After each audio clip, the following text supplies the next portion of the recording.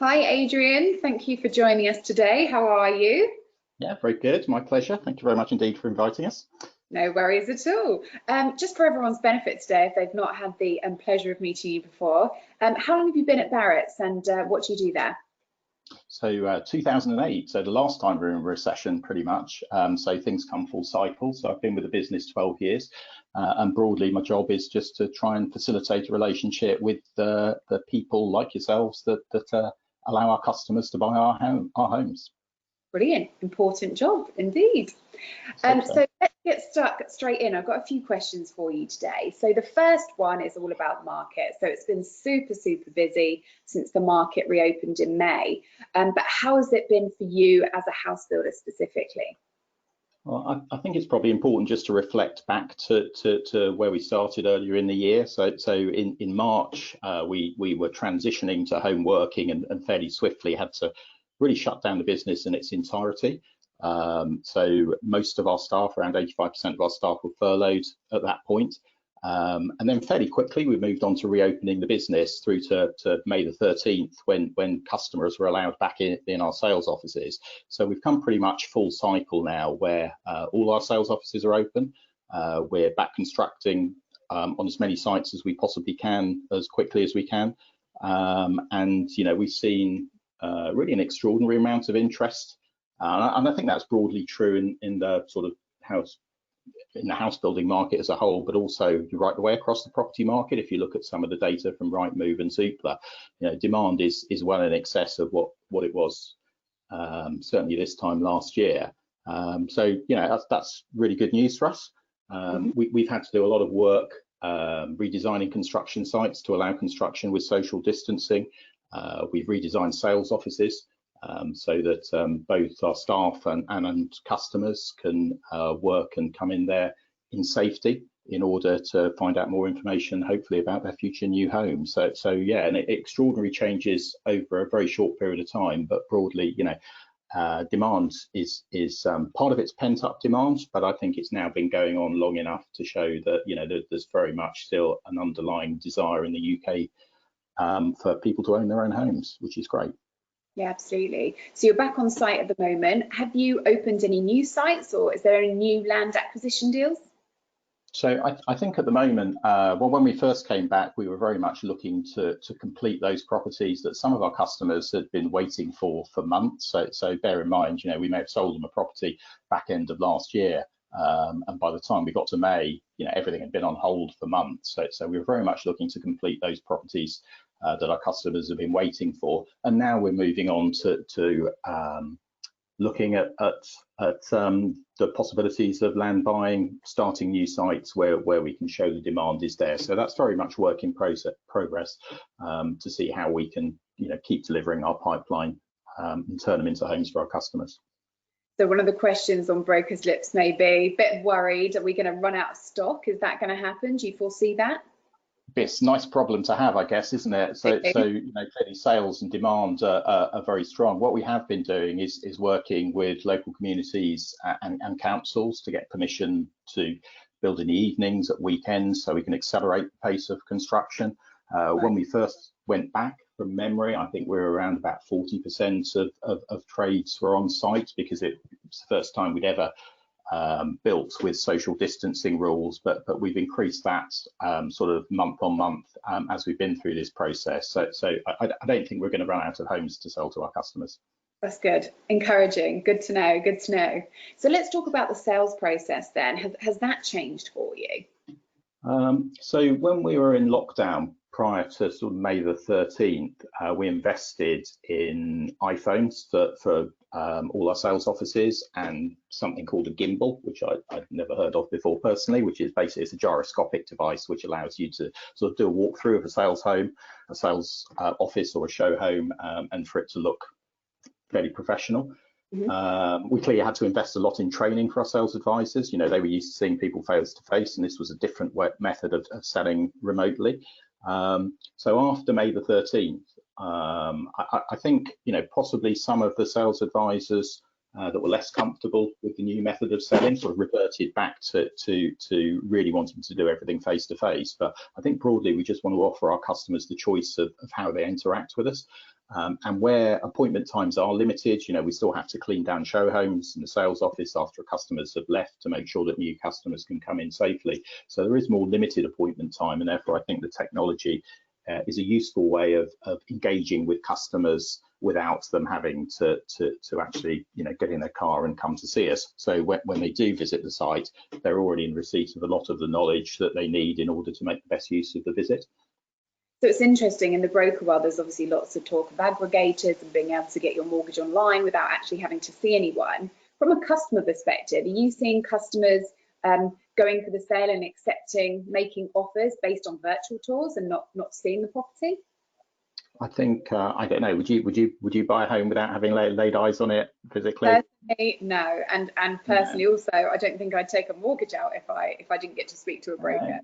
No. And I think I'm the same, but I think what we've got to be careful of is putting our own traits onto our customers. Customers, we should be offering our customers the choice of how they want to transact. I think mostly people want to, because it's not just a floor plan or a walkthrough, it's the feel of the site, it's a sense of arrival when you drive down the road, and what you think it's going to look like as a buyer, bringing up your family in that community on that site. So I think most people still want to come and have a look at our homes and have a look at the sites and see and touch them. So I think the option is there for them to transact remotely, and I think what we're seeing is a sort of combination of both of those depending on individual customer type. And I also think it's an interesting point you make about brokers. So even before lockdown, we were very much thinking about how do our customers want to engage with the brokers that we recommend them to speak to.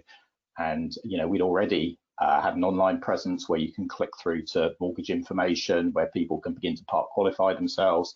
Equally, some customers will want somebody to visit them in their mum and dad's home at 7 o'clock at night because their parents are providing the deposit or whatever that looks like. So I think our job is to allow customers to transact with us, both from the sale of the property and those partners we introduce them to, in a manner of their choosing. And it's not entirely linear, they don't choose one way or another. Somebody might pick up the phone to us, they may choose to research online, and then come back to the site and then, go back and have another look online. So it's not a linear process and it's not a binary choice. I think people just choose their own process, and that's probably the way it should be. Choice and flexibility being key. Indeed. Okay, so let's talk valuations. Lots of activity around that when we first went into lockdown. Yeah. Have you any problems as a house builder since then?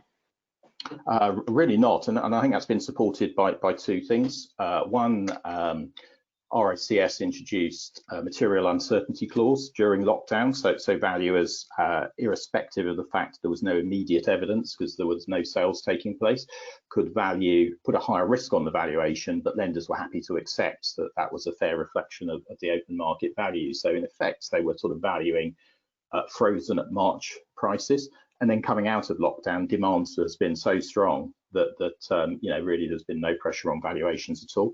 Prior to lockdown, we were trading at around about 3% of private net reservations had some sort of down valuation, which I think is really low compared to the industry average, and we're tracking at around about that sort of figure again. So no, really valuations relationships with surveyors that act for you guys and other lenders is pretty strong, I would say. Okay, good, thank you. High level of demand at the moment, which we've said already. Are you still setting customers a 28-day deadline to exchange contracts? So we are, but I think we have to acknowledge that we have to pragmatically apply that. So certainly if customers are in a chain or have a house to sell, then that's typically going to take more than 28 days.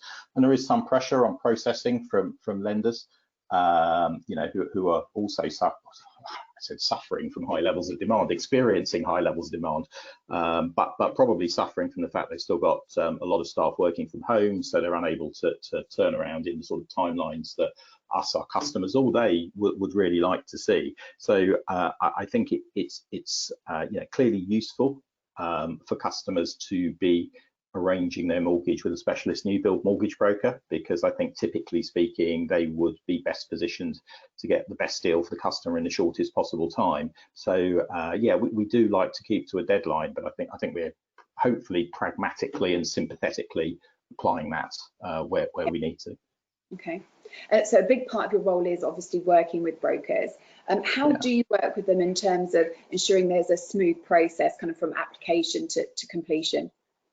I recommended brokers work very closely with the operating divisions that are selling the homes. So you know, they will work with the division in order to make sure that the customer understands what they need to do in order to get their application underway, that the application goes in as soon as possible, so we're not wasting time, you know, post reservation. So hopefully the customer will have been qualified before they reserve, will have looked at the options, and therefore they can get going sooner rather than later. And I think probably at the moment, particularly, what we would encourage our brokers to do is to really share best practice and think about, you know, how they can get the application in the best possible position to get an offer as quickly as possible.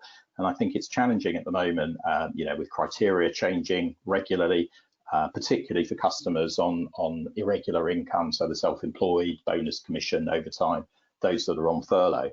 And we'd really encourage them to engage very closely with lenders to understand, yeah, what is it can we send you that's going to allow you to sign this off first time, that's going to answer the questions really before you ask them, so that we're not, you know, getting back requests for information which the broker has to get from the customer and then sits in another queue waiting to be assessed. So it's really, you know, the collaboration between lenders like yourself and brokers, so you can really understand how you can do a great job for the customer by working collaboratively together.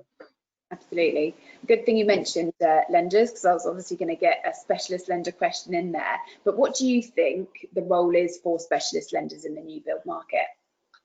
So I think, you know, demand's great at the moment. You know, I don't think we're naive enough to think that having just moved into recession that the market's necessarily going to be like this forever.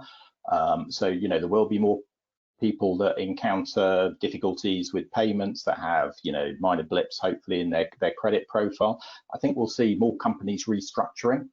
So, you know, more redundancies, more people seeking different types of jobs.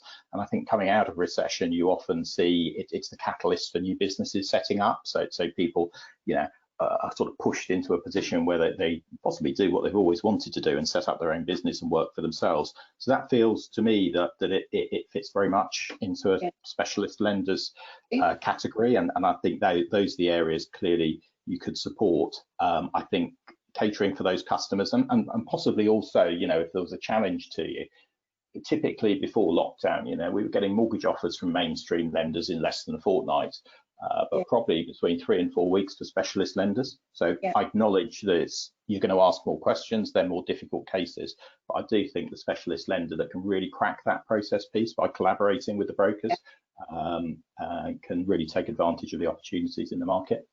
Absolutely, noted, Adrian, and hopefully we'll have an update later in the forum for you. Very good. Last question really is around the future. So really buoyant market at the moment. What's going to happen in the future? Obviously, Help to Buy tapering, although it's been recently extended. But what do you think the market looks like, and how can lenders help? So, you know, the extension to Help to Buy was extremely helpful, but pretty cosmetic really, and helping out those customers that already have reserved and were at danger of losing their property because of bill delays. So we think that's a good thing, but you know, it's pretty clear to us that you know, we still hope it may change, but the government guidelines are pretty clear that it's tapering and then ending in 2023. So we think that customers being able to buy property with a 5% deposit is a really important part of a vibrant housing market. So high loan to values are important. Clearly at the moment that's heading pretty quickly in the opposite direction. And that question is obviously difficult if we're going to go into any sort of recession. But there are artificial mechanisms such as mortgage indemnity, third-party funding schemes like market mortgage that can support lenders to take some of the risk of high loan-to-value lending. We think it's an opportunity for shared ownership, and I know that you're talking today to Rupert from Halo. So certainly there's an opportunity for shared ownership to take a larger slice of the market. And you know, I think there's you know, as I mentioned, big role for specialist lenders, big role for brokers in intermediated advice in trying to help us create opportunities for customers to buy by putting them in a position to get a mortgage. possibly for cross-generational funding. You know, how can parents support their children to get the hell out of the house, because I've got one just across the way there. So I think, yeah, it's clunky at the moment. It just feels too difficult. So I think anybody that can turn that into a process that works and customers can easily understand, there's clearly a big market opportunity there. Yeah, brilliant. Thank you. So just a little wildcard question at the end now that we're coming to the end of the interview, Adrian. For those of you that might not know you personally or that well, how did you survive lockdown? How did you do it? What was the most important thing? And was there something you did when lockdown was lifted, semi-lifted, that was good for you? So lockdown was very much so Spotify, which is the greatest creation ever. True. I read a lot. And yeah, particularly when it was sunny in May, we used to have sort of cocktail weekends. So my cocktail making skills are highly enhanced. Some of them were better than others, I'd have to say. But I'm pretty partial to my own banana daiquiri. And tequila weekend was interesting. What did I do afterwards? Well, I think I'm a high risk category because I'm an overweight middle-aged man. So I think we're still pretty cautious as a family. But you know, we've been out as a family to eat a few times now, eating out to help out as well. So you know, that's been fantastic, just to do some normal things. So and hopefully that will continue on a path back to what life used to be like. Absolutely. Who knew how important that was going to be? Thank you so much. Thank you for spending time for us today. We'll be, obviously this is part of the New Build Forum, and we'll be sharing Adrian's details if anyone wants to get in contact directly or to have a cocktail mode. Indeed. Perfect. Well, Adrian, and we'll speak to you soon. Thanks, Francis. Bye.